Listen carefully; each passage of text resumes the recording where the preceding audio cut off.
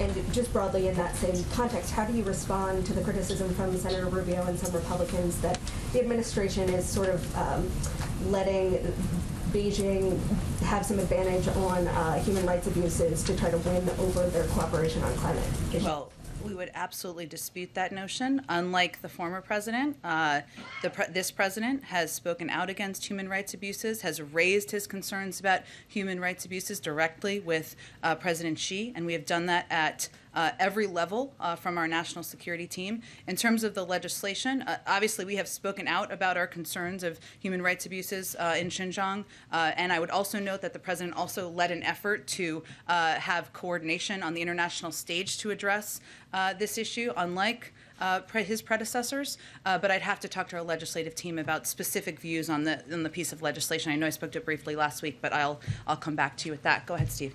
Jake Sullivan reached a deal with the Chinese today for President Biden and President Xi to have a virtual summit before the end of the year. Do you see this happening around the G20 summit? And what's the advantage of them seeing each other face to face? Well, as I understand it, what came out of the discussions was an agreement to continue dialogue at a very high level. So what we've said, of course, and we continue to believe, is that leader-level engagement is an important part of our effort to responsibly manage the competition with China, especially given the coalescing of power in Chinese leadership. We're still working through what that would look like, when, and of course the final details, so we don't quite have them yet. Secondly, the president indicated last night that he had spoken to President Xi about Taiwan.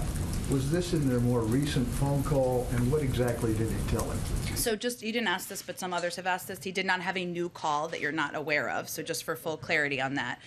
He has spoken with him twice, as you know, and certainly reiterating our position as it relates to, which is guided by the Taiwan Relations Act, and our view that we need to uphold that commitment, our commitment under the act. That is what the president reiterated to President Xi last time he talked, and is something that is raised nearly every time he speaks at a leader level and at other levels as well.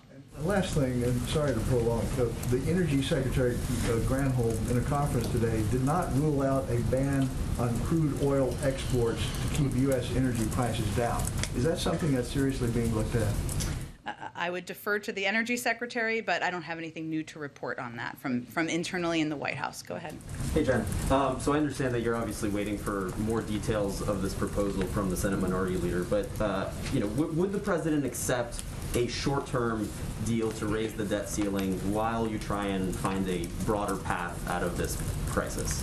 Well, as I said a few minutes ago, we don't need to kick the can. We don't need to go through a cumbersome process that every day brings additional risks. And you heard many of the business leaders convey that, even as we look to risk tomorrow, the next day, as the American people are looking at their retirement counts, worrying about their Social Security savings, members of the military worrying about their payments. We don't need to incur that risk uncertainty. And I think it's important to also remember we're at this point because Republicans in Congress treated the savings accounts and retirement savings of the American people, Social Security checks of retirees and veterans benefits, like a game of Monopoly, putting the stability and security of the American people at risk. We're at this point because Republicans in Congress blocked efforts by Democrats to raise the debt limit and protect the full faith and credit of the United States, despite having voted for it 3 times during the Trump administration. So obviously, as has been reported, the vote has been delayed. There's still an opportunity for Republicans to join us in being adults in the room and